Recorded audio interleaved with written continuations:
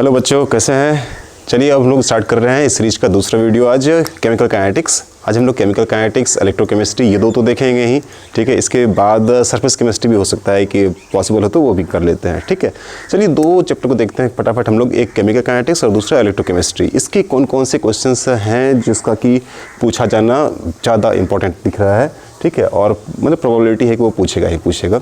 Okay, वैसे तो आप लोगों को पता है कि केमिकल काइनेटिक्स से मैक्सिमम जो हर बार पूछा जा रहा है वो आपका लॉन्ग आंसर से ही, ठीक है। तो लॉन्ग आंसर टाइप क्वेश्चंस ही पूछे जा रहे हैं केमिकल काइनेटिक्स से। तो मैक्सिमम चांस है हमारा क्या कि लॉन्ग आंसर टाइप ही क्वेश्चन पूछेगा, लेकिन फिर भी हम लोग टॉपिक बाय टॉपिक सबको कवर करते हैं कि क्या क्या है। ज़रा सा है, ज़्यादा देर लगेगा नहीं, ठीक है। फटाफट हमारा ये चैप्टर पूरा का पूरा कवर हो जाएगा। ऐसे करते करते केमिस्ट्री कवर हो जाएगा।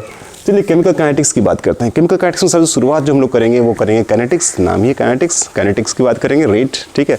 तो रेट की बात करते हैं। सबसे फर्स्ट जो आपको पूछा जाता है, मैक्सिमम ज़्यादातर जो पूछा जा रहा है, एवरेज और इंस्टेंटेनियस रिएक्शन, ठीक है। तो पहला स्टार्ट करते हैं हम लोग यहीं से। एवरेज रिएक्शन क्या होगा, इंस्टेंटेनियस रिएक्शन क्या होगा, इस दोनों को देख लीजिए जल्दी जल्दी, ठीक है।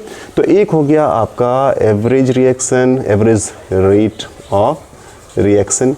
यहाँ पे हम लोग एवरेज रेट बिल्कुल वैसे ही फिजिक्स में जैसे करते हैं वैसे ही करेंगे, बस फ़र्क यही है कि यहाँ पे जो एवरेज हम लोग बात करेंगे, एवरेज में डिस्टेंस की बात नहीं होगी, डिस्प्लेसमेंट की बात नहीं होगी, यहाँ पे अमाउंट की बात होती है। मतलब अमाउंट ऑफ रिएक्टेंट जो चेंज होगा या अमाउंट ऑफ प्रोडक्ट जो फॉर्म कर रहा होगा वहाँ भी चेंज होगा, ठीक है। तो अमाउंट ऑफ रिएक्टेंट का चेंज या फिर अमाउंट ऑफ प्रोडक्ट का जो चेंज होगा पर यूनिट टाइम में, इसी को हम लोग बोलते हैं क्या, रेट। तो रेट को हम लोग दोनों तरफ से देख सकते हैं, रिएक्टेंट की साइड से भी और प्रोडक्ट की साइड से भी। आप दोनों तरफ से देख सकते हो रेट को, ठीक है। तो एवरेज रेट अगर रिएक्टेंट की साइड से अगर आप देखोगे तो रिएक्टेंट से साइड से जब भी आप रेट निकालोगे तो वो रेट आपका डिक्रीजिंग आएगा। कहने का मतलब कि रिएक्टेंट जब भी होगा कंज्यूम होता है, तो कंज्यूम होता है तो वो घटते जाएगा। तो final product, final amount of reactant वो कम हो जाएगा, इनिशियल अमाउंट ऑफ रिएक्टेंट ज़्यादा रहता है। तो फाइनल माइनस इनिशियल जब भी करोगे आप चेंज इन कॉन्सेंट्रेशन या change in amount of reactant वो आपका नेगेटिव आया करेगा। ओके, तो आप लोगों को पहले से ही पता है, रिवीजन क्लास है, ज़्यादा डिस्कस नहीं करना, फटाफट देखते हैं। तो पहले से पता है हम लोगों को रेट जो होगा वहाँ पे अगर हम लोग रिएक्टेंट के केस में करेंगे तो वहाँ हमें माइनस पुट करना पड़ेगा, ठीक है। और चेंज के लिए हम लोग डेल्टा यूज़ करेंगे, डेल्टा रिएक्टेंट के लिए हम लोग आर करेंगे। कॉन्सेंट्रेशन टर्म बात करेंगे तो कैपिटल ब्रैकेट में बंद कर देंगे, मतलब मोलर कॉन्सेंट्रेशन, मोल पर लीटर। इस कैपिटल ब्रैकेट का बहुत बड़ा मीनिंग होता है, ध्यान रखिएगा, कोई और ब्रैकेट नहीं दे देना है। अपॉन चेंज इन टाइम, ठीक है। ये हो गया हमारा क्या, average rate of reaction. Okay, average rate of reaction की बात करेंगे। इसको अगर हम एक्सपेंड करते हैं और ब्रेक करते हैं तो हम क्या कहे, माइनस पहले ही आपको लगा देना है, ठीक है। उसके बाद रिएक्टेंट का अमाउंट कौन सा, ये हो गया हमारा नेगेटिव साइन दे देना है, फाइनल, ठीक है। एट टाइम टी लिख लीजिए, माइनस इनिशियल एट टाइम 0। जब स्टार्ट कर रहे हैं उसको तो नॉट भी लिखा करते हैं, आर नॉट बोल देते हैं इसको, इनिशियल कॉन्सेंट्रेशन, ठीक है। तो final concentration upon initial concentration upon final time minus initial time या टाइम टेकन, टी हम लोग देते हैं। T is the time taken, मतलब इस रिएक्शन को होने में जितना समय लगा, ऐसे ही लिखा करते हैं हम लोग, ठीक है। इस तरह से लिख दीजिए। या अगर आपको लिखना है तो टी माइनस 0 कर लीजिए या T1 माइनस T0 कर दीजिए। ओके, इस तरह से आप कर सकते हैं। ये हो गया आपका average rate of reaction. Average rate of reaction के बाद दूसरी बात होती है instantaneous. Okay, instantaneous rate of reaction. एक और बात, एवरेज रेट ऑफ रिएक्शन में हम लोगों ने क्या देखा, ये रिएक्टेंट की साइड से, जैसे रिएक्टेंट से किया वैसे ही प्रोडक्ट से भी आप कर सकते हैं, ठीक है। प्रोडक्ट से करने के लिए आपको क्या करना पड़ेगा, change in concentration of, molar concentration of product upon change in time. ये भी वही चीज़ है, मतलब final concentration of product at time t minus initial concentration of product at time 0 upon change in time. Okay, या time taken लिखे तो upon t कर दीजिए, ठीक है। और या फिर t माइनस 0 या फिर T1 माइनस T0, इस तरह से आप लिखा सकते हैं, ठीक है। ये हो गया आपका एवरेज रेट। ओके, तो ये आप ऐसे लिखेंगे आर एवरेज, रेट एवरेज, ठीक है। दूसरा आपके पास है इंस्टेंटेनियस रेट, मतलब एट एन इंस्टेंट, एक पार्टिकुलर टाइम पे एक इंस्टेंट पे रेट अगर निकालने की बात करें तो जब तक चेंज नहीं आएगा कॉन्सेंट्रेशन में, जब तक टाइम में चेंज नहीं आएगा तब तक नो रेट तो निकाल नहीं सकते हैं। आप जानते हैं ऑलरेडी, यहाँ थ्योरी पढ़ाने नहीं आ रहा हूँ मैं आपको सिर्फ रिवीजन कराने आ रहा हूँ, ठीक है। तो आपको पता है इसमें करना क्या होता है, ग्राफिकली अचीव कर लेते हैं हम लोग इसको। टेंजेंट, यस, ओके, तो टेंजेंशियली इसको निकाल सकते हैं इंस्टेंटेनियस रेट को, और टेंजेंशियली निकालते हैं तो वो small change in concentration, small change in time, मतलब वहाँ पे हमें क्या होता है कि ये जो एवरेज हम लगाए हुए हैं ना delta R upon delta T का, तो यहाँ पे टाइम को बहुत कम टाइम, बहुत इंस्टेंट टाइम पे लेना होता है हमें, डेल्टा टी ना के बराबर, ठीक है, टेंड्स टू जीरो बोलते हैं। तो आप कर सकते हो कि यहाँ पे लिमिट लगा दो, ठीक है, और लिमिट लगा दीजिए, कर दीजिए कि डेल्टा टी जो है हमारा लगभग जीरो को अप्रॉक्स करता हुआ, और ये नेगेटिव है, माइनस लगाना है आपको, माइनस साइन लगा दीजिए, ठीक है, तो माइनस दिस वैल्यू, अब या फिर इधर ही कर लीजिए आप, ठीक है। और अगर आप इसको दूसरे फॉर्म में लिखें तो डिफरेंशियल फॉर्म में इसको लिख सकते हैं, जो स्मॉल चेंज के लिए देता है, मतलब D R upon D T. Okay, इस तरह से आप इसको कर लीजिएगा। ये हो गया instantaneous rate of reaction, this one is average rate of reaction and this is instantaneous rate of reaction. जो भी आपको पूछा जाएगा उसका फॉर्मूला आपको इस तरह से फॉर्म लिखना है, एवरेज रेट के लिए ये फॉर्मूला, इंस्टेंटेनियस के लिए फॉर्मूला। इंस्टेंटेनियस में आपको डी लिखना है, एवरेज में डेल्टा लिखना है, बड़ा डेल्टा चेंज, ठीक है, बड़ा चेंज, ये स्मॉल चेंज के लिए, या फिर आप लिमिट लगा के भी दिखा सकोगे, ठीक है। दूसरी बात इंपॉर्टेंट पार्ट, जब भी ये पूछेगा आपको तो ये तो दिखाना ही दिखाना है, ग्राफ जरूर दिखाइएगा, ठीक है। एवरेज के लिए आप एवरेज का ग्राफ दिखाएंगे, इंस्टेंटेनियस के लिए इंस्टेंटेनियस। कैसे करेंगे, जैसे कि मान लीजिए कोई ग्राफ हमारा ये है, ठीक है, ग्राफिकली दिखाना बहुत ज़रूरी होता है, बहुत ज़रूरी, ठीक है। अगर मान लीजिए इधर हम लिखते हैं कॉन्सेंट्रेशन ऑफ रिएक्टेंट, आप प्रोडक्ट का भी दिखा सकते हो, जैसे मैंने रिएक्टेंट में ध्यान रखिएगा माइनस है हमारा, ठीक है, माइनस, और प्रोडक्ट में हमारा क्या हो जाएगा प्लस में। तो ये रिएक्टेंट का इनिशियल अमाउंट कुछ ना कुछ ज़्यादा ही होगा, ठीक है, और नेगेटिव स्लोप हुआ करेगा ये, तो ये चेंज आपको पता है कि शुरुआत में, अगर हालांकि ये रेट ऑफ किस तरह का रिएक्शन उस पर डिपेंड करता है, और जनरली हम लोग फर्स्ट ऑर्डर सेकेंड ऑर्डर इनका दिखाया करते हैं, ठीक है।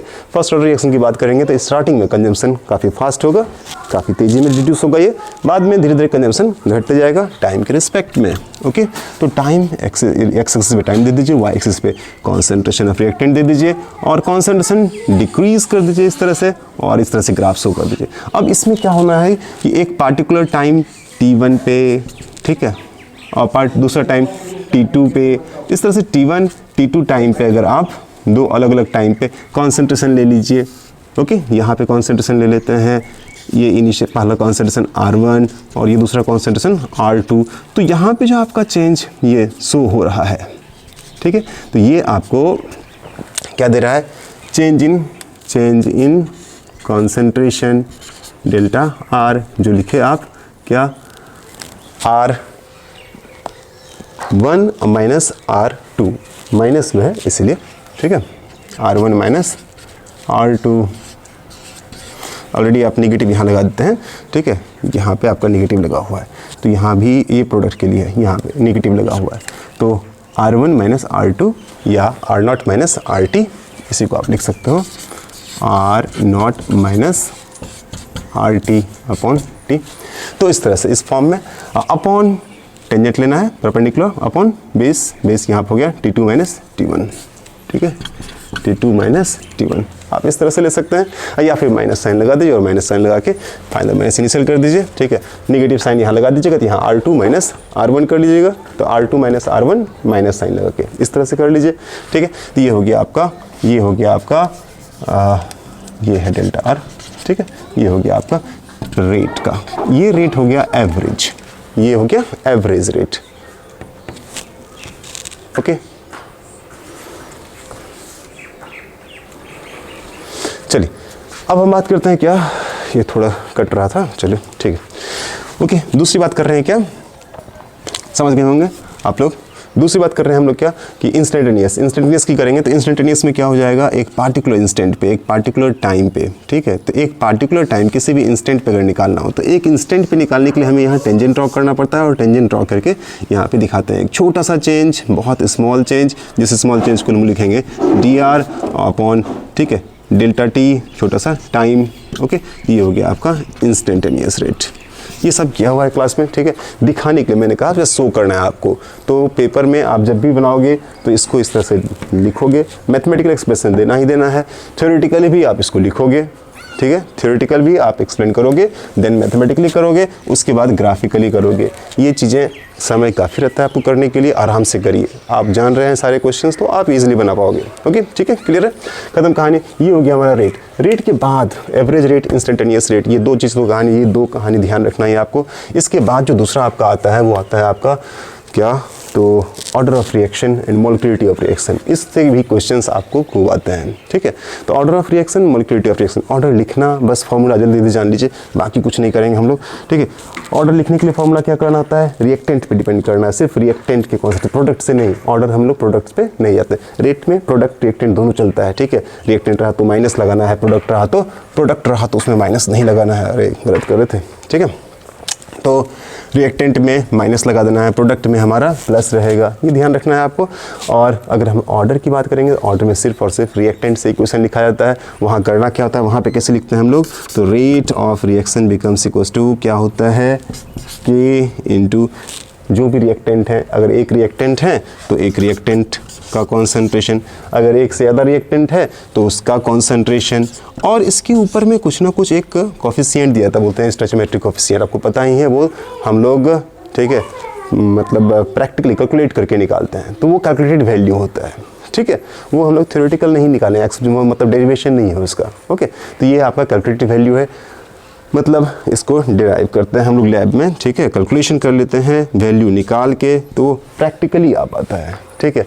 तो प्रैक्टिकली उसको कैलकुलेट करके रखा जाता है, प्रैक्टिकली वो वैल्यू को दे दिया जाता है, उस वैल्यू से आपको पता है टेबल पे हम लोग देखे थे, ए का कॉन्सेंट्रेशन, बी का कॉन्सेंट्रेशन अलग अलग, ठीक है, रेट का, तो रेट ए और बी ये तीन वैल्यू आपको दिया रहता था, ठीक है, अलग अलग टाइम इंटरवल में।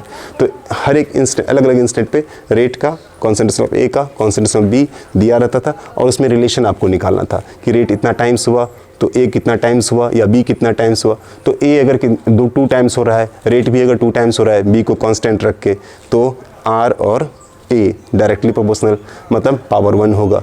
तो वो आपको पता है, वो निकालने भी आपको आता है।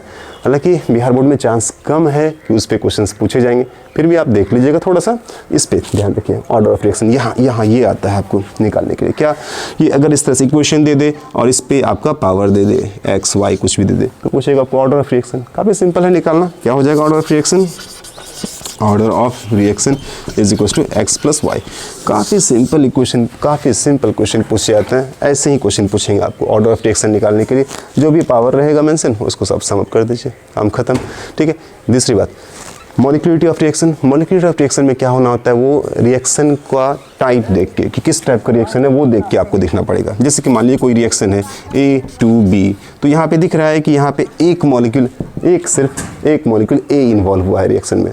आज जरूरी नहीं है कि एक ही रिएक्टेंट, जैसे कि मान लीजिए अगर कोई रिएक्शन है 2A gives B, तो 2A gives B में रिएक्टेंट एक ही टाइप का है, रिएक्टेंट एक टाइप का है, बट नंबर ऑफ रिएक्टेंट, अगर स्टोइचियोमेट्रिक कोफिशिएंट बता रहा है कि यहाँ कितना है, 2 है, तो यहाँ पे मॉलिक्यूलरिटी 2 हो जाएगा, ये ध्यान रखिएगा, इसको 1 नहीं कर दीजिएगा, ओके। 2A प्लस बी में भी मॉलिक्यूलरिटी 2 होगा, और A प्लस बी में भी मॉलिक्यूलरिटी कितना होगा, यहाँ पे भी 2 होगा। तो इसकी भी मॉलिक्यूलरिटी 2, इसकी भी मॉलिक्यूलरिटी 2। ध्यान रखना, मॉलिक्यूलरिटी हमारा एलिमेंट्री रिएक्शन के लिए होता है, एलिमेंट्री रिएक्शन के लिए होता है, ठीक है, कॉम्प्लेक्स के लिए मॉलिक्यूलरिटी नहीं दिखाएंगे, ओके। ऑर्डर ऑफ रिएक्शन की बात करेंगे तो ऑर्डर ऑफ रिएक्शन में रेडिटरमाइनिंग स्टेप जो होता है, कॉम्प्लेक्स रिएक्शन के लिए रेडिटरमाइनिंग स्टेप जो होगा, उसके लिए ऑर्डर ऑफ रिएक्शन आपको, ठीक है, लिख सकते हैं।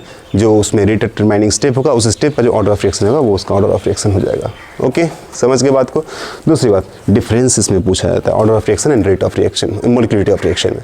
तो आपको पता ही है ऑर्डर ऑफ रिएक्शन हमारा क्या हो गया, प्रैक्टिकली ये निकालते हैं हम लोग, ठीक है, एक्सपेरिमेंट से।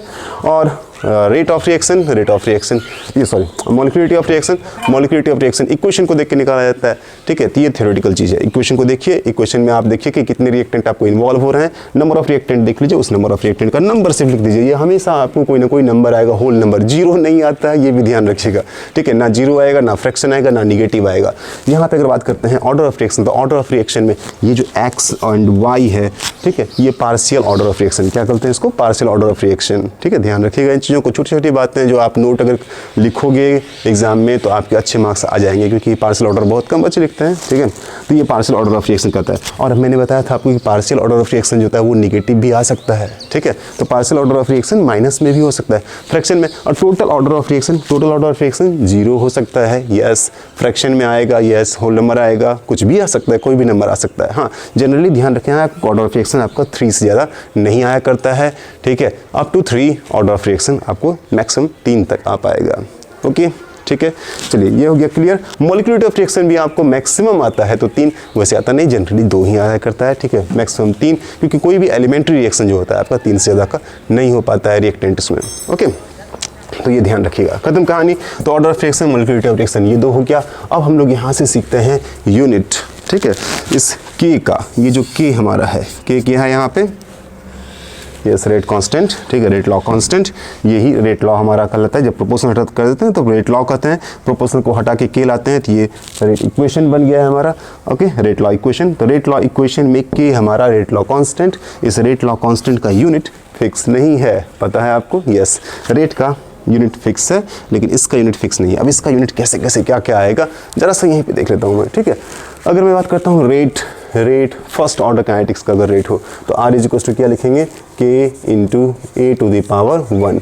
रेट का आपको पता है, रेट का यूनिट क्या हो जाएगा, रेट का यूनिट मोल पर लीटर पर second. Yes, concentration upon time, change in concentration upon time. तो ये हो गया हमारा क्या, मोल पर लीटर पर सेकेंड या पर मिनट, टाइम जो भी रहेगा, ठीक है।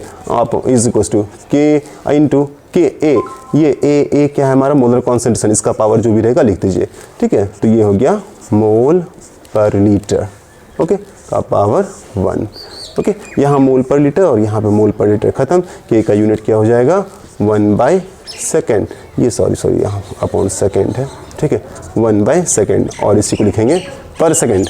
ओके, तो ये हो गया हमारा जब ऑर्डर 1, तो फर्स्ट ऑर्डर रिएक्शन, पहला ऑर्डर अगर एक हुआ तो उसको बोलते हैं फर्स्ट ऑर्डर रिएक्शन, पता है। तो फर्स्ट ऑर्डर रिएक्शन के लिए के जो होगा हमारा रेट लॉ कांस्टेंट का वैल्यू, रेट लॉ कांस्टेंट का यूनिट हो जाएगा पर सेकेंड, ठीक है। उसी तरह से सेकेंड ऑर्डर का रिएक्शन अगर रहा तो सेकेंड ऑर्डर का रिएक्शन रहा तो यहाँ हम लोग कर लेंगे 2, ठीक है। तो ये हो जाएगा 2 टाइम्स, तो इसमें 2 और ये कट जाएगा, बच जाएगा यहाँ पे मोल पर लीटर, और यहाँ पे सेकेंड तो है ही, तो के का यूनिट हो जाएगा सेकेंड इनवर्स तो है ही, ओके। लीटर इधर चला जाएगा अपॉन मोल नीचे आ जाएगा, तो ये हो जाएगा लीटर पर मोल पर सेकेंड, ओके। तो हम इसको लिखेंगे लीटर पर मोल पर सेकेंड, इस तरह से। उसी तरह से थर्ड ऑर्डर का करेंगे, यहाँ 3 पुट कर देंगे, या कोई और ऑर्डर का रहा, फ्रैक्शन में रहा, ठीक है, 1/2 का, 3/2 का, इस तरह से अगर वैल्यू रहा तो उसके लिए भी आप के का यूनिट निकाल सकोगे, ठीक है। ऑब्जेक्टिव में पूछ सकता है, ध्यान रखिएगा यूनिट निकालना काफ़ी सिंपल सा है। चलिए जल्दी क्विक रिवीजन है ये कर लेते हैं। अब इसके बाद हम लोग यहाँ से यूनिट की बात हो गई, अब यहाँ से हम बात करते हैं एक बहुत इंपॉर्टेंट चीज़ जो आपका क्या, तो first order reaction, first. Okay, तो चलिए अब स्टार्ट करते हैं हम लोग फर्स्ट ऑर्डर रिएक्शन, देखते हैं फटाफट फर्स्ट ऑर्डर रिएक्शन, ठीक है। बहुत ही इंपॉर्टेंट है फर्स्ट ऑर्डर रिएक्शन, आपको इस बार बिहार बोर्ड में 12th में पूछना है, पूछेगा क्वेश्चन, ठीक है। इससे क्वेश्चन रहना ही रहना है, चाहे शॉर्ट में हो चाहे लॉन्ग में हो, या न्यूमेरिकल भी हो सकता है। Yes, first order reaction, first order की बात करते हैं। तो ऑर्डर जैसा कि आपको पता ही है, ऑर्डर हम लोग, ऑर्डर का मतलब क्या हुआ, कॉन्सेंट्रेशन का पावर 1, ओके। तो रेट जो होगा हमारा वो हो जाएगा K into concentration to the power 1, okay. यहाँ आप कैपिटल आर भी लिख सकते हैं, यस, एक जगह पे आर भी लिख सकते हैं, रिएक्टेंट का कॉन्सेंट्रेशन। और ध्यान रखना है कि ऑर्डर ऑफ रिएक्शन में आपको रिएक्टेंट का ही कॉन्सेंट्रेशन पुट करना होता है, इस तरह से, ओके। चलिए ये हो गया। अब बात करते हैं क्या कि R becomes equals to, R की जगह हम लिखते हैं minus dr/dt becomes equals to K into R. Basically हमें जाना है इंटीग्रेटेड रेट लॉ इक्वेशन पे। इंटीग्रेटेड रेट लॉ इक्वेशन से ही हम लोग अब यहाँ से के या फिर टाइम, ये दोनों निकालना सीखेंगे, और टाइम निकालने सीख जाएंगे तो हाफ लाइफ निकालने सीख जाएंगे, ठीक है। हाफ लाइफ से भी क्वेश्चन पक्का है, श्योर है एकदम, 100% श्योर रहना, आएगा ही आएगा, ठीक है। तो ये देख लो फटाफट, इसमें क्या कर रहे हैं हम लोग, इसको इंटीग्रेशन में फिर से एक बार कर दे रहा हूँ, देख लो, सीख लो, ठीक है, कैसे कैसे करना है, ये ध्यान रखना है पूरा का पूरा। जब भी फर्स्ट ऑर्डर रिएक्शन अगर पूछा तो पहले तो आप फर्स्ट ऑर्डर रिएक्शन है क्या, इसको डिफाइन कर दीजिएगा कि वैसा रिएक्शन, ठीक है, जिसमें क्या होगा, रिएक्शन का रेट रिएक्टेंट के डायरेक्टली प्रोपोर्शनल हो, रिएक्टेंट के कॉन्सेंट्रेशन के डायरेक्टली प्रोपोर्शनल हो। कॉन्सेंट्रेशन का पावर 1 का मतलब कॉन्सेंट्रेशन के डायरेक्टली प्रोपोर्शनल, ठीक है। तो रिएक्टेंट के कॉन्सेंट्रेशन के डायरेक्टली प्रोपोर्शनल होगा रेट, तो वो हो गया फर्स्ट ऑर्डर रिएक्शन, मतलब उसके ऑर्डर 1 होगा, पावर 1 होगा, ओके। देन आपको मैथमेटिकली इसे दिखाना होगा कि rate directly proportional to R, ठीक है। आप प्रोपोर्शनल को हटाइएगा, प्रोपोर्शनल कांस्टेंट के पुट कर दीजिएगा, के पुट करके ये रिएक्शन दिखा दीजिएगा। अब इसके लिए आप इंटीग्रेटेड रेट लॉ इक्वेशन लिखना शुरू करिएगा कि आर का वैल्यू रखेंगे minus dr/dt, minus dr/dt becomes equals to K into R, ठीक है।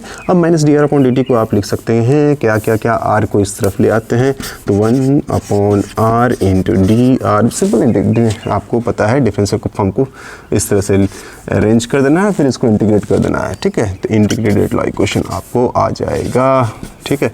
माइनस साइड को उस तरफ कर लेते हैं, इंटीग्रेट कर लेते हैं। इंटीग्रेट करके क्या कर लीजिएगा, डी आर का इनिशियल कॉन्सेंट्रेशन मान लीजिए, ठीक है। इनिशियल लिमिट हो गया ये आपका आर नॉट, और ये हो जाएगा आर टी, और ये 0 और ये टी लिख लेते हैं हम लोग, ठीक है, इनिशियल एंड फाइनल के लिए।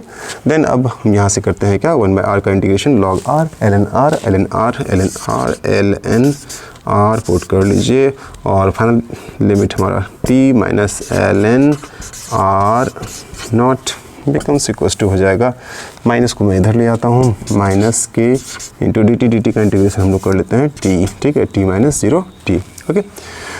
वैसे आप स्टेप ना करें कट तो ज़्यादा बेहतर है, स्टेप आप मैक्सिमम स्टेप आप लिखना शुरू करेंगे इसमें, ठीक है। कम से कम स्टेप कटिंग करेंगे, या जितना पॉसिबल हो सकता है छोटे छोटे कैलकुलेशन का भी स्टेप बाय स्टेप आप दिखाओगे, ठीक है। हम लोग यहाँ पे अपना प्रिपरेशन करते थे तो कंपेरेटिव पॉइंट ऑफ व्यू से भी पढ़ते थे, और उसमें इतना नहीं करना था, डायरेक्ट हम लोग क्वेश्चन लिखते थे और आंसर ला देते थे। अभी भी कई बच्चे हैं, हाँ अपने क्लास में थे ही बहुत अच्छे बच्चे, जो कि मतलब एक ही बार में क्वेश्चन लिख देते थे और आंसर भी कर लेते थे, क्वेश्चन भी सॉल्व कर लेते थे। तो वहाँ पे हमें ये अपना स्मार्टनेस नहीं दिखाना है, यस बिल्कुल एकदम बच्चे ऐसा स्टेप बाय स्टेप, जितने अच्छे से आप जितने अरेंज वे में लिखोगे, 1 पेज नहीं 2 पेज में लिखो, ठीक है। क्वेश्चंस को एकदम सिक्वेंशियली बनाना है आपको, ठीक है, क्योंकि जितने अच्छे से बनाओगे उतना अच्छा नंबर पाओगे, ठीक है। बस यही फंडा है वहाँ पे। यहाँ फास्ट की बात तो है नहीं कि जल्दी करते हैं, जल्दी बनाओगे तब भी आपको 3 घंटे में ही मिलेगी छुट्टी, ठीक है। आराम से बनाओगे तब भी 3 घंटे में छुट्टी मिलेगी, ठीक है। तो ये ध्यान रखिएगा, आपको आराम से प्यार से बनाना, क्योंकि नंबर ऑफ क्वेश्चंस बहुत कम है और बहुत समय है आपके पास करने के लिए, ओके। इस तरह से करेंगे। अब यहाँ पे आप इसको ऐसे लिख सकते हो, L N R T upon R naught becomes equals to minus K T, okay.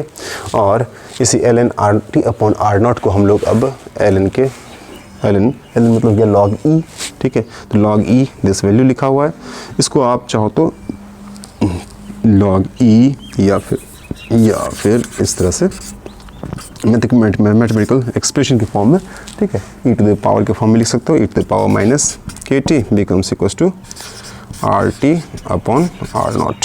ये इससे न्यूमेरिकल तो नहीं बनेंगे, लेकिन ये आपको इक्वेशन ध्यान रखना है, क्योंकि इस इक्वेशन से आपको ऑब्जेक्टिव में हो सकता है इक्वेशन इस टाइप का आ जाए, कुछ चेंज करके और पूछ दे, ठीक है, कुछ भी। तो ऑब्जेक्टिव के लिए ये इक्वेशन आपको ध्यान रखना पड़ेगा। और डेरिवेशन जब करेंगे, डेरिवेशन में अगर ये इक्वेशन आप डिराइव कर सके तो ये भी डिराइव करके दिखा दीजिएगा। जितना नंबर ऑफ इक्वेशन आप डिराइव करके दिखाइएगा, जितना टाइप्स ऑफ इक्वेशन आप डिराइव करके दिखाइएगा, उतना बेहतर है, ठीक है।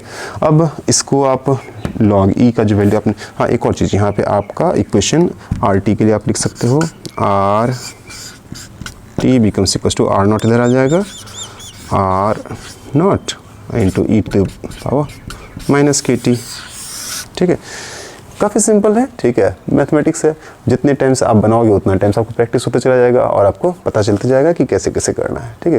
काफ़ी आराम से बस प्रैक्टिस करो, घर में बैठे बैठे अभी एक बार देख लिया करो, और देख के बगल में कॉपी रखो, ठीक है। वीडियो पॉज करो, फिर अपने से लिखना शुरू करो, एक ही क्वेश्चन देखो, फिर पॉज करके फिर पूरा का पूरा देखना शुरू करो, ठीक है। समय है नहीं अपने पास, 1-2 घंटा जो भी देना है केमिस्ट्री को, बस 2 घंटे तो हर सब्जेक्ट को देना पड़ेगा रोज ना, ठीक है। तो 2 घंटे बस केमिस्ट्री को रोज मेरा वीडियो देख लो, जितना मैं बता रहा हूँ उतना करके प्रिपेयर हो जाओ, ठीक है। एक भी क्वेश्चन नहीं छूटेगा, ओके।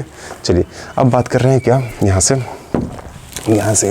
आगे बात कर लेते हैं क्या, कि अगर मैं इस log e को log 10 में कन्वर्ट करूं तो आपको पता है 2.303 से मल्टीप्लाई करना पड़ेगा, यस सर। तो चलिए इसको हम लिखते हैं 2.303, okay, 2.303 into log 10, log e को मैंने log 10 में कन्वर्ट कर लिया, ठीक है। और यहाँ पे अपने पास आ गया R T upon R naught becomes equals to minus K T, okay. अब आप चाहो तो यहाँ से के फाइंड कर लो या फिर टी फाइंड कर लो, कर लेंगे ना, यस, ठीक है। कैसे होगा देखिए, अगर मैं के निकालना चाहूँ तो के लिए इक्वेशन आ जाएगा, माइनस को मैं इधर भेज देता हूँ, माइनस 2.303 अपॉन टी, ठीक है। एंड log 10 को मैं log से लिख सकता हूँ, ठीक है, R T upon R naught, ठीक है। सर कब हो जाता है माइनस, कब हो जाता है प्लस, ये कन्फ्यूजन कई बार होता है और ये क्वेश्चन में भी गलती करके बैठ जाते हैं, ठीक है। इसको गलती मत करिएगा, ध्यान रखिएगा क्या क्या क्या करना है यहाँ पे। ये जो माइनस आपका है, माइनस जो आपका यहाँ पे दिख रहा है, माइनस तभी होगा जब ऊपर का वैल्यू हमारा कम होगा, नीचे का वैल्यू बड़ा होगा। ऊपर का वैल्यू छोटा, नीचे का वैल्यू बड़ा। यहाँ पे देखिए मैंने लिखा है रिएक्टेंट, और रिएक्टेंट का आपको पता है कि initial concentration of reactant always greater than final concentration of reactant. Reactant है तो कंज्यूम ही होगा ना, और कंज्यूम होगा तो फाइनल कॉन्सेंट्रेशन क्या होगा, कम होगा, इनिशियल कॉन्सेंट्रेशन क्या होगा, ज़्यादा होगा। तो न्यूमरेटर कम होगा, डिनोमिनेटर आपका बड़ा होगा।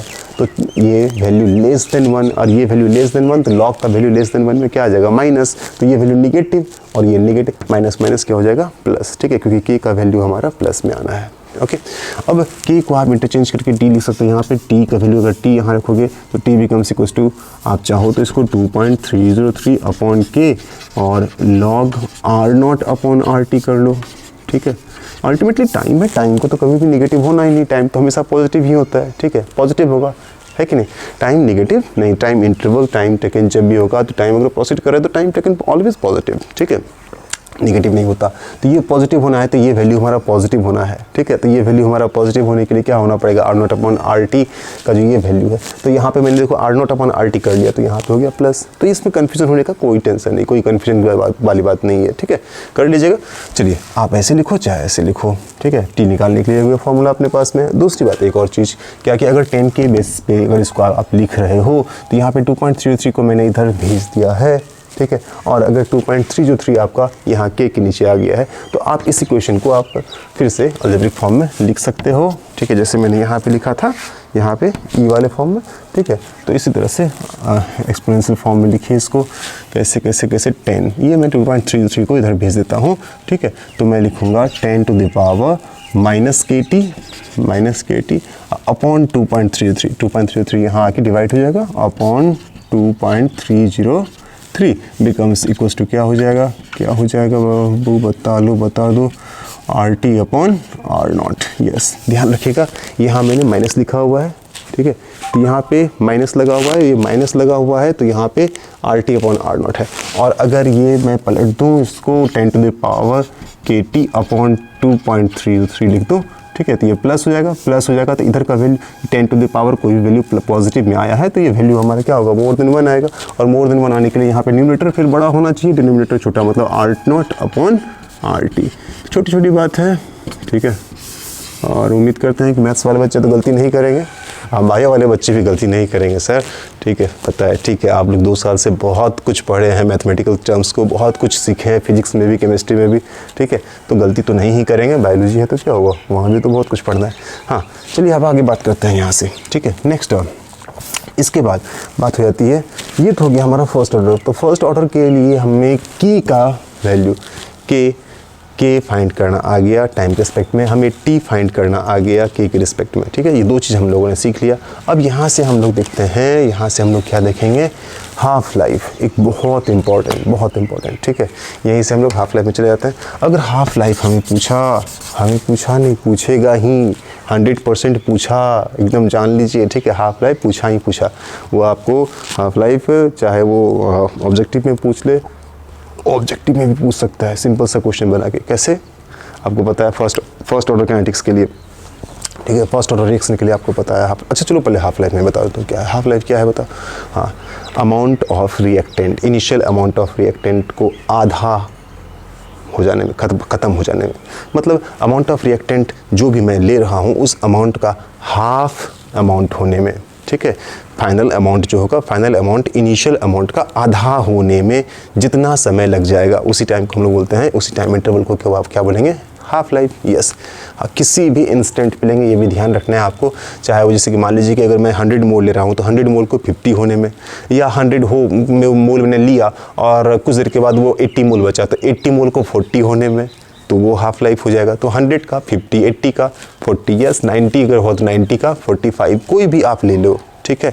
तो किसी भी पार्टिकुलर अमाउंट, तो इनिशियल अमाउंट ऑफ कॉन्सेंट्रेशन जो भी आप लिए हैं उस अमाउंट का आधा अमाउंट जब हो जाएगा, रिएक्टेंट का कॉन्सेंट्रेशन जब हाफ हो जाएगा इनिशियल अमाउंट से, ठीक है, तो उतना होने में जो टाइम लगेगा उसी टाइम को हम लोग बोलते हैं हाफ लाइफ। ठीक है। हाफ लाइफ क्या होता है कि अलग अलग रिएक्टेंट, अलग अलग ऑर्डर ऑफ रिएक्शन के लिए अलग अलग हुआ करता है।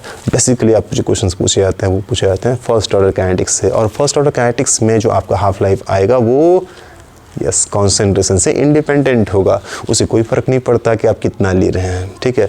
वो हाफ लाइफ उसका कांस्टेंट है, फिक्स है। पार्टिकुलर रिएक्शन के लिए अलग अलग रिएक्शन के लिए अलग अलग है, ऐसा नहीं कि कार्बन 14 का जो हाफ लाइफ रहेगा वही यूरेनियम का रहेगा, ठीक है। तो सबका अलग अलग होता है, लेकिन जो भी है सबका कांस्टेंट, ठीक है। मैंने कार्बन 14 का जो भी हाफ लाइफ है तो कांस्टेंट रहेगा, फिक्स रहेगा, हमेशा चेंज नहीं कर जाएगा कि अमाउंट घट गया तो चेंज हो जाएगा, अमाउंट पे डिपेंड ही नहीं करता है, ठीक है।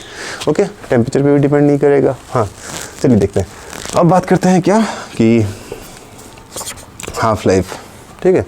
मैंने कार्बन 14 की बात की, अदर में अलग अलग होगा, ठीक है। हाफ लाइफ की अगर बात करते हैं तो हाफ लाइफ हमारा अगर पूछा नहीं पूछेगा ही, तो पूछेगा तो पहले आपको डेफिनेशन देना पड़ेगा, डिफाइन करना पड़ेगा हाफ लाइफ का, ठीक है। हाफ लाइफ का डेफिनेशन दे दीजिएगा कि क्या है ये। देन आपको क्या करना पड़ेगा, दिखाना पड़ेगा हाफ लाइफ। इसके लिए फर्स्ट ऑर्डर के लिए पूछा तो उसके लिए क्वेश्चन, या जीरो ऑर्डर के लिए पूछा तो इसके लिए क्वेश्चन, यही दो पूछेंगे आपको, सेकंड ऑर्डर के लिए नहीं पूछने जाएगा, ठीक है। सर जीरो ऑर्डर के लिए क्वेश्चन क्या होगा आपको पता है ना। जीरो ऑर्डर के लिए इक्वेशन, चलो मैं एक जीरो ऑर्डर के लिए इक्वेशन पहले लिख लेता हूँ, फिर हाफ लाइफ पर बात करते हैं, ठीक है। जीरो ऑर्डर के लिए इक्वेशन अगर देखेंगे तो जीरो ऑर्डर के लिए इक्वेशन क्या होगा, एक बार फटाफट रिपीट कर लिया जाए।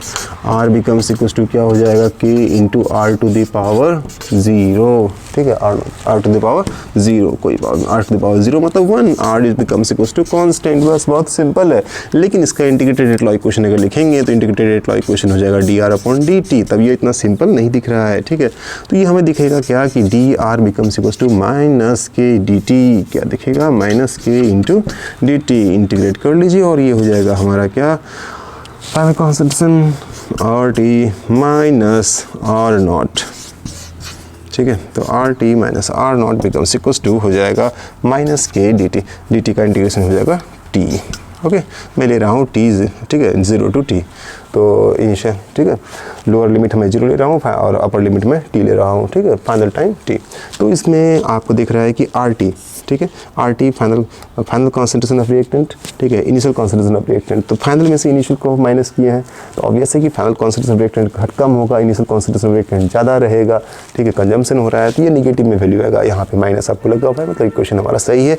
आगे देखिए फटाफट, ठीक है, इन चीज़ों को ध्यान रखें, एकदम एग्जाम में एकदम टेंशन फ्री होकर लिखना है, दिमाग भी खोल के रखना है, ठीक है। ये नहीं कि कुछ भी लिख दे रहे हैं, कहीं प्लस कहीं माइनस लिखा के, ठीक है। कई कॉपी ऐसा भी दिखता था हमको, आप लोगों को कॉपी चेक कर रहा था मैं, तो उसमें ऐसा भी दिख रहा था कि कंफ्यूज हो जाते थे आप कि कहाँ पे क्या लिखना था, ठीक है, कहाँ प्लस है कहाँ माइनस है। तो इन चीज़ों को ध्यान रखिएगा, इसमें कन्फ्यूजन ना हो, इसलिए मैं बता रहा हूँ फटाफट, ठीक है। ओके, देखिए आगे देखते हैं क्या करेंगे।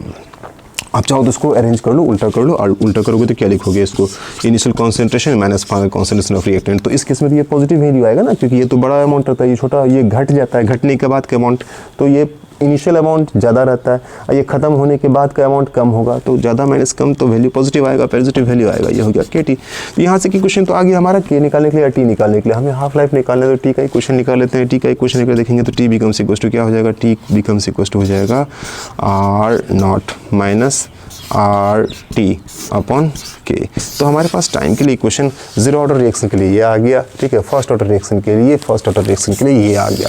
इन दो इक्वेशन से हम हाफ लाइफ निकाल पाएंगे, बहुत इंपॉर्टेंट टॉपिक रहेगा हाफ लाइफ, आगे करते हैं, ठीक है। चलिए ये तो हो गया rate of equation, rate of reaction को लेकर हम लोग टॉपिक कर लिए, रेट ऑफ रिएक्शन। अब एक और चीज़, रेट ऑफ रिएक्शन पे हम लोग जब ये करेंगे तो इसमें एक और चीज़ ध्यान रखना हमें कि इसके लिए ये डायग्राम, ठीक है, तो ये आपको ध्यान रहे हमेशा, पूछे चाहे नहीं पूछे आपको बनाना है, ठीक है, याद रखिएगा कैसे करना है, ओके। तो यहाँ पे देखते हैं फर्स्ट ऑर्डर रिएक्शन के लिए, अगर हम देखते हैं फर्स्ट ऑर्डर रिएक्शन के लिए आप कौन सा डायग्राम हो पाएगा, इसके लिए कौन सा एक हमारे पास में लॉग ई का, ठीक है, तो लॉग ई के लिए हम बना सकते हैं, और दूसरा हमारे पास में है लॉग 10, ठीक है, लॉग 10 का, ठीक है। मैं इसे यहाँ लिख देता हूँ ज़्यादा अच्छा लगेगा, 2.33, ठीक है।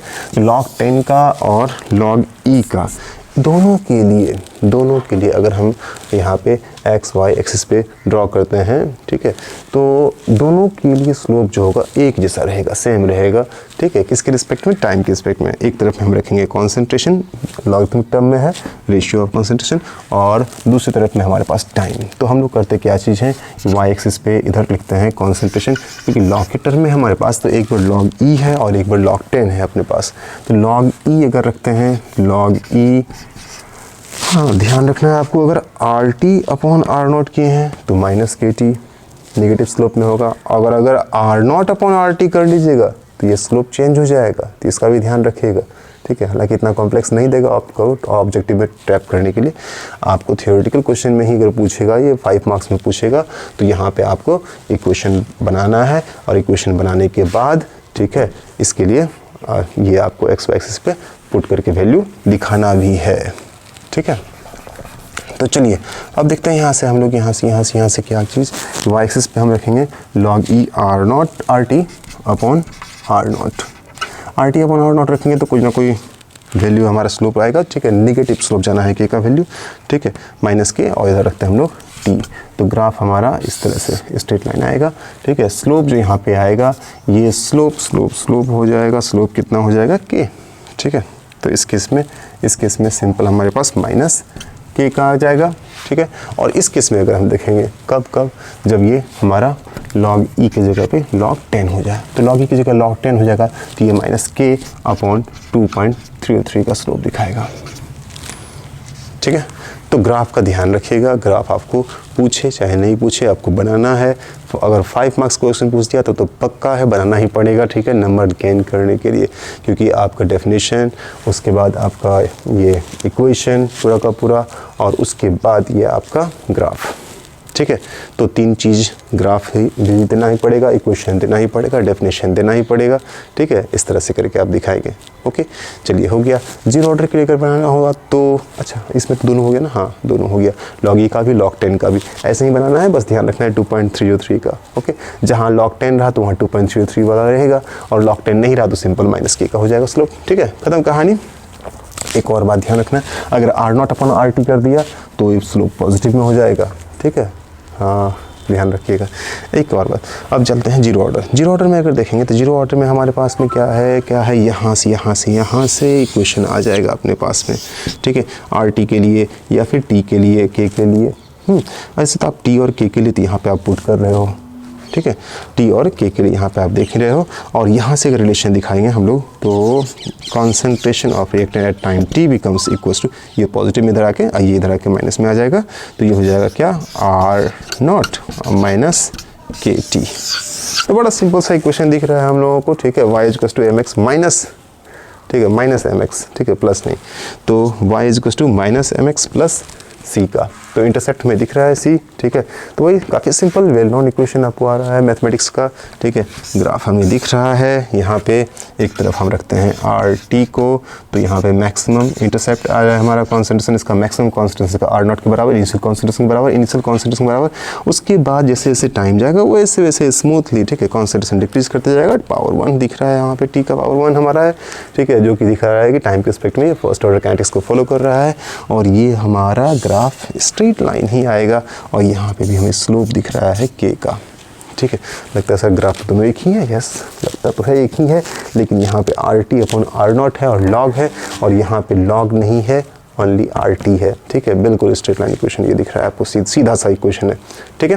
तो इस चीज़ को ध्यान रखिएगा, नेगेटिव स्लोप रहेगा यहाँ पे, initial concentration high, final concentration time के रिस्पेक्ट में स्मूथली करते जाएगा डाउन, क्योंकि ये कॉन्सेंट्रेशन पे डिपेंडेंट नहीं है, जीरो ऑर्डर रिएक्शन है, तो रेट ऑफ रिएक्शन कॉन्सेंट्रेशन पर डिपेंड नहीं कर रहा है, तो अमाउंट ऑफ रिएक्टेंट जो डिक्रीज हो रहा है कॉन्स्टेंटली होता चला जाएगा, ठीक है। के आपका हर जगह पे स्लोप फिक्स है, हर जगह स्लोप क्या होगा, फिक्स होगा, के कांस्टेंट है, ओके, के का वैल्यू चेंज नहीं करेगा, ओके।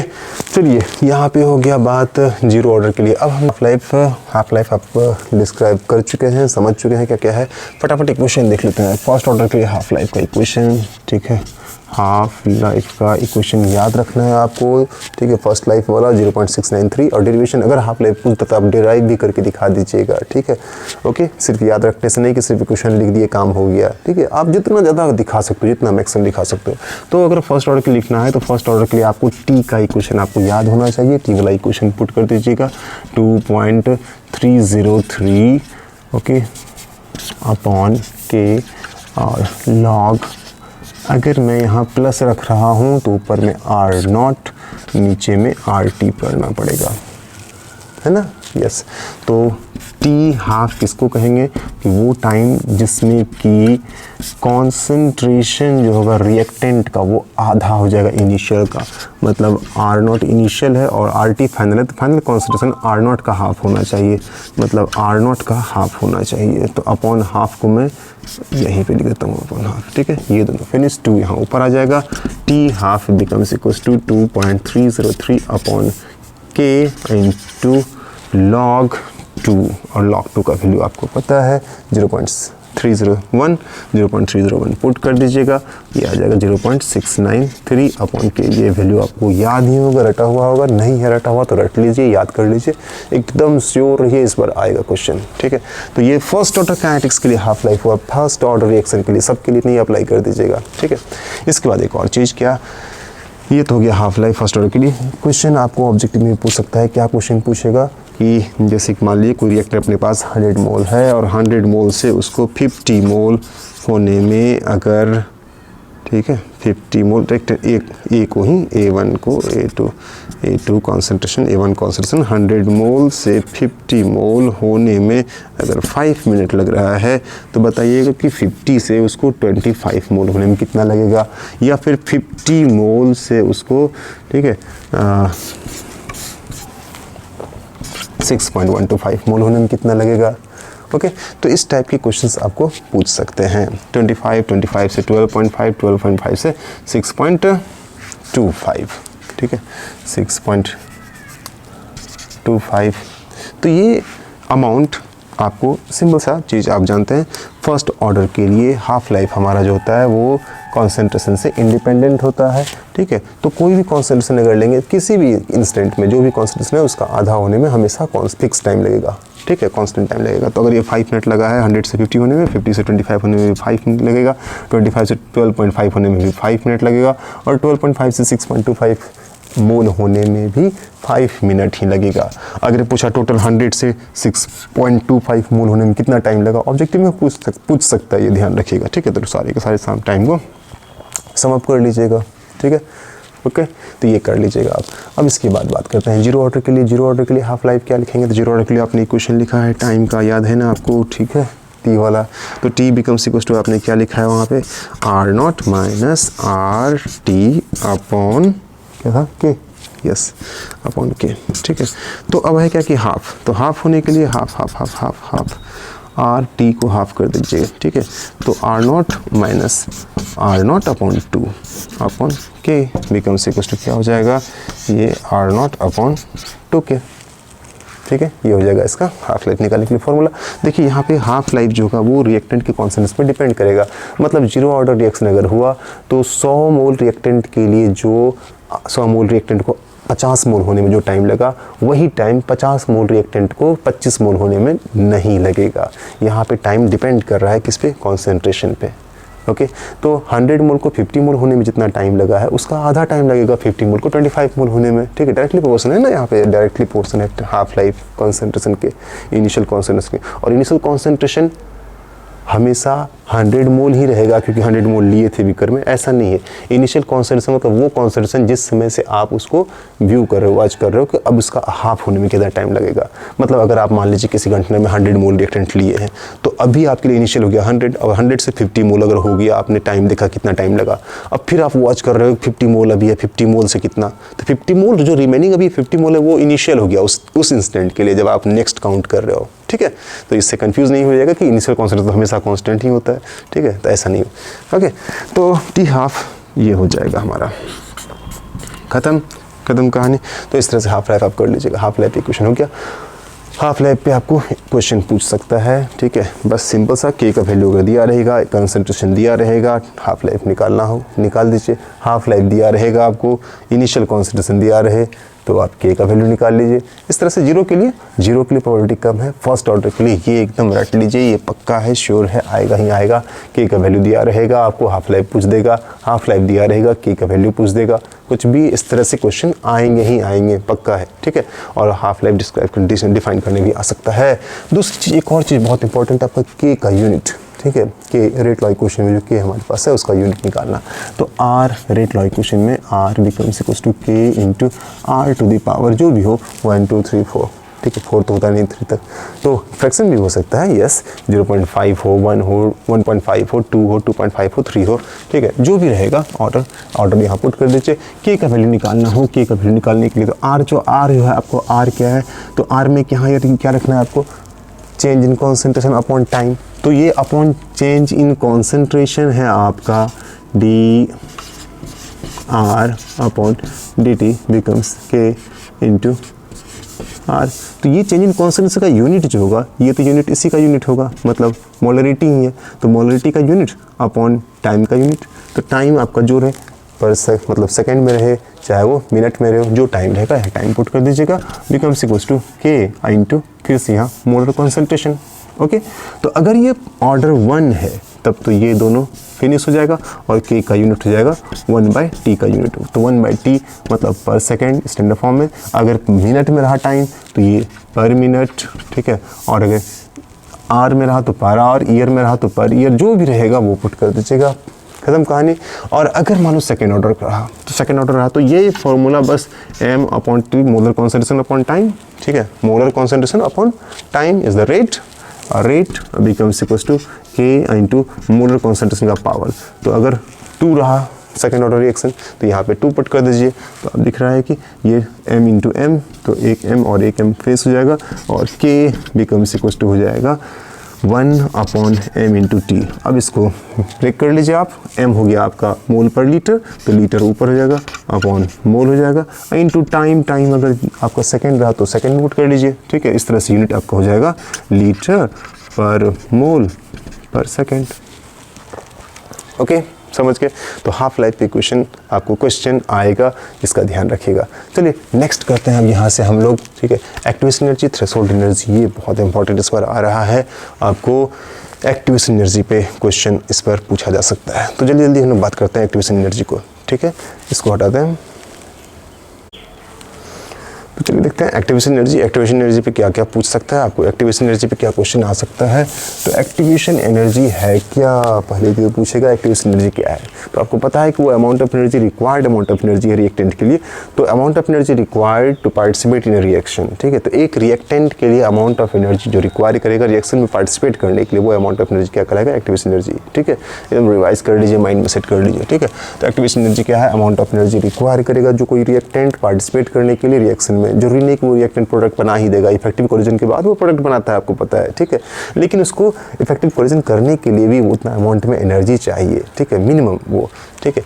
तो इसके लिए हम लोग सबसे पहले तो ड्रॉ करेंगे एक, ठीक है, आपको पता है ना। तो एक फ्लो चार्ट का ये डायग्राम बना दीजिए। एक्टिवेशन एनर्जी मतलब इधर आपको पोटेंशियल रखना है रिएक्टेंट का, ठीक है। ये मान लीजिए कोई रिएक्टेंट है हमारा A और A से ये कन्वर्ट हो रहा है B में। तो आपको पता है कि डायरेक्ट B में कन्वर्ट नहीं हो जाएगा। अगर A की एनर्जी मान लीजिए, अगर A की एनर्जी 50 जूल है और B की एनर्जी आपका 25 जूल है, तो 50 से 25 होने के लिए वो 25 जूल रिलीज़ कर देगा और तुरंत B बन जाएगा, ऐसा नहीं होता है।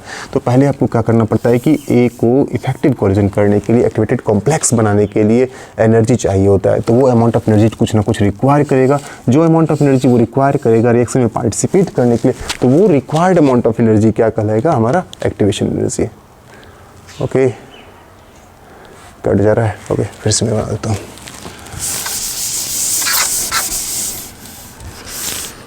इसके लिए ये ज़रूरी है आपको डायग्राम बनाना। ये हो गया A और ये हो गया B।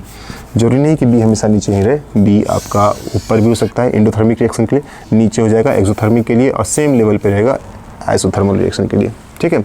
तो ये अमाउंट ऑफ एनर्जी रिक्वायर्ड क्या कहलाएगा, एक्टिवेशन एनर्जी। और ये जो लेवल है, जिस लेवल को अचीव कर रहा होता है, जिस एनर्जी लेवल को अचीव करेगा रिएक्शन में पार्टिसिपेट होने के लिए कोई भी रिएक्टेंट, ठीक है, उस लेवल को हम लोग बोलते हैं थ्रेशोल्ड एनर्जी। ये भी पूछा जाता है बिहार में, ध्यान रखिएगा, थ्रेशोल्ड एनर्जी, इस पर भी क्वेश्चन आ सकता है। थ्रेशोल्ड एनर्जी क्या है, तो वो लेवल, जिस लेवल को अचीव करना है किसी भी रिएक्टेंट को। और एक्टिवेशन एनर्जी क्या है, तो वो अमाउंट ऑफ एनर्जी जो रिक्वायर करेगा कोई रिएक्टेंट रिएक्शन में पार्टिसिपेट करने के लिए या एक्टिवेटेड कॉम्प्लेक्स बनाने के लिए या थ्रेशोल्ड एनर्जी को अचीव करने के लिए, ठीक है। ओके, तो थ्रेशोल्ड एनर्जी, और थ्रेशोल्ड एनर्जी ऑलवेज ग्रेटर होगा किससे, एक्टिवेशन एनर्जी से, क्योंकि थ्रेशोल्ड एनर्जी होगा जो रिएक्टेंट की एनर्जी है, potential energy plus activation energy, इन दोनों को मिला के आता है थ्रेशोल्ड एनर्जी, ठीक है। चलिए ध्यान रखिएगा इस चीज़ का, ठीक है। अब इसके लिए क्वेश्चन क्या क्या दिया गया, क्या बताया गया कि एक्टिवेशन एनर्जी पे ही डिपेंड कर रहा होता है कि कितना फास्ट या कितना स्लो कोई रिएक्शन हो पाता है। जितना कम एक्टिवेशन एनर्जी उतना फास्ट हो पाता है कोई रिएक्शन, जितना ज़्यादा एक्टिवेशन एनर्जी उतना स्लो हो पाएगा रिएक्शन, क्योंकि उसे उतना अमाउंट ऑफ एनर्जी चाहिए होता है, ठीक है। टेम्परेचर पे का जो फैक्टर दिया गया था, अरेनियस ने बताया था कि टेम्परेचर में डिपेंड करता है कोई भी केमिकल रिएक्शन का रेट, तो उसमें एक्टिवेशन एनर्जी एक बहुत इंपॉर्टेंट रोल प्ले कर रहा होता है, ठीक है। आपने देखा है कि अरेनियस इक्वेशन में एक्टिवेशन एनर्जी भी दिया हुआ है, एक्टिवेशन एनर्जी देके उसको बनाया गया है। चलिए फटाफट देखते हैं अरेनियस इक्वेशन, बहुत इंपॉर्टेंट इस बार का, ठीक है। इस बार के बिहार बोर्ड में काइनेटिक्स से इंपॉर्टेंट एक टॉपिक निकल रहा है आपका, अरहेनियस इक्वेशन, ठीक है। अरहेनियस इक्वेशन की बात करते हैं, एकदम ध्यान रखिएगा, ठीक है।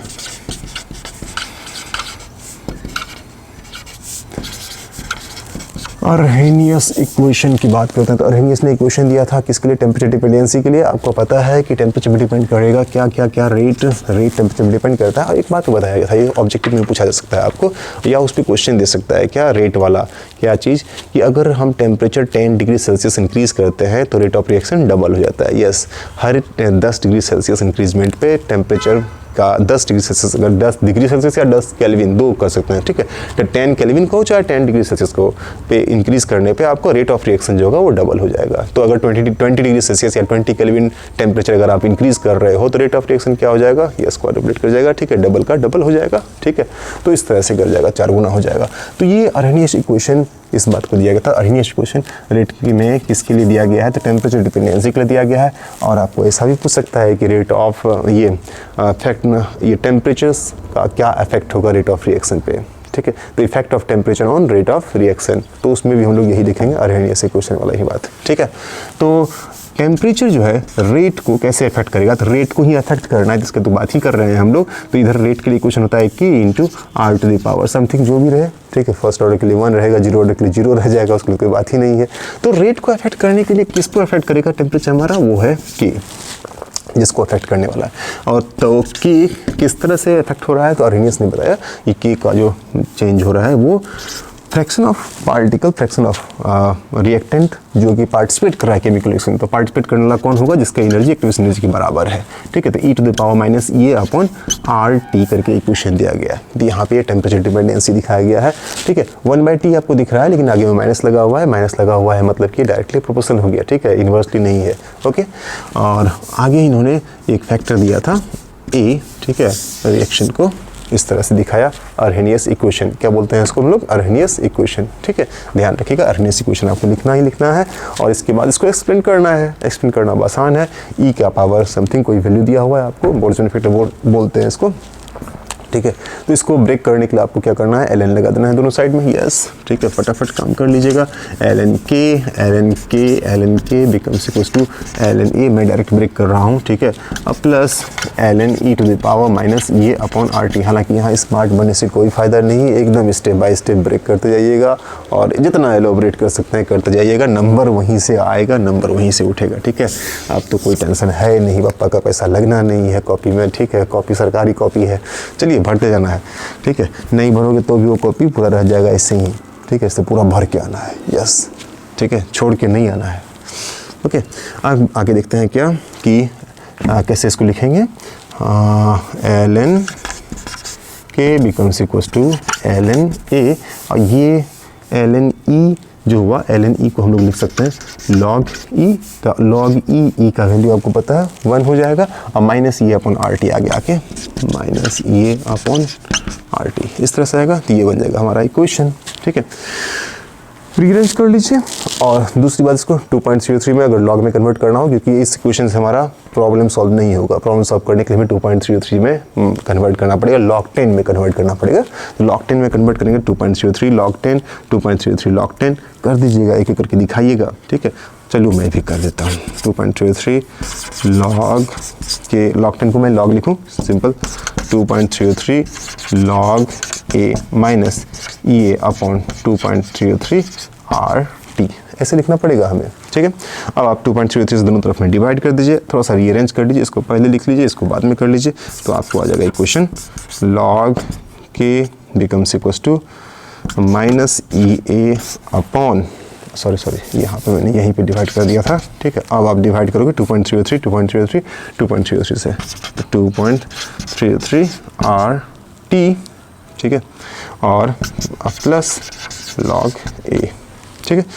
समझ गया, ये इंडिकेट कर रहा है कि log k का वैल्यू जो मैक्सिमम होगा वो log a के बराबर होगा, और log a में कुछ ना कुछ वैल्यू अब माइनस ही होगा, ठीक है। ये minus E A upon 2.33 RT है यहाँ पे, ओके। टी आपका एब्सोल्यूट टेम्परेचर, ये नेगेटिव तो होगा नहीं, केल्विन, ठीक है, केल्विन में रखना है आपको, ठीक है। आर का वैल्यू आपको कांस्टेंट ही है, ई का वैल्यू जो भी रखेंगे पॉजिटिव में ही आता है, ठीक है। और यहाँ पे माइनस लगा हुआ है, तो ये वैल्यू आपका माइनस होगा, इसमें से घटेगा ही घटेगा। तो log k का मैक्सिमम वैल्यू कितना होगा log a। अब इसके लिए भी अगर आप इसके लिए भी, ठीक है, डायग्राम बनाओगे तो ये आपको कैसा आएगा, एक तरफ में y एक्सिस पे आप रखोगे log k जिसका मैक्सिमम वैल्यू होगा log a के बराबर, और उसमें कुछ ना कुछ ये 1/t, अगर मैं कर लेता हूँ 1/t, ठीक है। तो 1/t के साथ इस अमाउंट से ये स्लोप आपको दिखाएगा। 1/t मैंने लिया तो 1/t का पावर 1 हो जाएगा, तो स्लोप हमारा नेगेटिव में आ जाएगा, जिसका वैल्यू हो जाएगा माइनस ये अपॉन 2.303 R, है ना। ध्यान रखना है। फिर यहाँ पे अगर log की जगह ln लिख देंगे तो यहाँ ln k हो जाएगा, यहाँ ln a हो जाएगा, तब यहाँ 2.03 नहीं रहेगा, माइनस ई अपॉन R हो जाएगा, ठीक है। इस तरह से हम इसको पुट कर लेंगे, खत्म कहानी। ये इक्वेशन आपको ध्यान रखना है log k का t के साथ में रिलेशन वाला, ठीक है। दूसरा T1 और T2 वाला अगर आपको याद होगा, ठीक है, T1 T2 वाला, उसमें क्या किए थे हम लोग, T1 T2 K1 और K2 पुट कर लिए थे। ये log a कट जाता है, ठीक है, दो टेम्परेचर का। हालांकि अर्निंग इक्वेशन में यहीं तक पूछेगा आपको, ठीक है। ज़्यादा अगर हुआ तो वो इक्वेशन याद रखिएगा, और डेरिवेशन करना हो तो डेरिवेशन भी कर लीजिएगा, कुछ नहीं है उसमें। इसमें K1 कर लेना है, उसमें K2 कर लेना है। यहाँ पे हम T1 टेम्परेचर कर लेंगे, उसमें T2 टेम्परेचर कर लेंगे। ये सेम रहेगा, R सेम रहेगा, ये सेम रहेगा, log a सेम रहेगा। तो ये जो सेम रहेगा तो उसको माइनस जब करेंगे हम लोग तो ये कट जाएगा, या दूसरे इक्वेशन में पहले इक्वेशन को माइनस करेंगे तो इक्वेशन का ये log a फिनिश हो जाएगा। बाकी ये पोर्शन कॉमन आ जाएगा, ठीक है, 1/T2 माइनस 1/T1 आ जाएगा, log k2/k1 आ जाएगा। log k2 माइनस K1 को लिखेंगे log k2/k1, ठीक है, कर लीजिएगा, ओके। चलिए नेक्स्ट अब हम लोग यहाँ से करते हैं, यहाँ से थ्रेशोल्ड एनर्जी काम खत्म, अर्नियस इक्वेशन का हो गया आपका, ठीक है। ये सारा कहानी लगभग इतना ही आपका रहेगा काइनेटिक्स से, ठीक है। चलिए इतना आप प्रिपेयर कर लीजिए फटाफट, इसके बाद हम लोग देखते हैं। ज़्यादा कुछ नहीं, फिर समय मिलेगा तो आप ज़्यादा कुछ पढ़िएगा, इतना कम से कम केमिकल काइनेटिक्स में प्रिपेयर हो जाइएगा, ठीक है। चलिए थैंक यू। नेक्स्ट करते हैं हम लोग इलेक्ट्रोकेमिस्ट्री देखते हैं।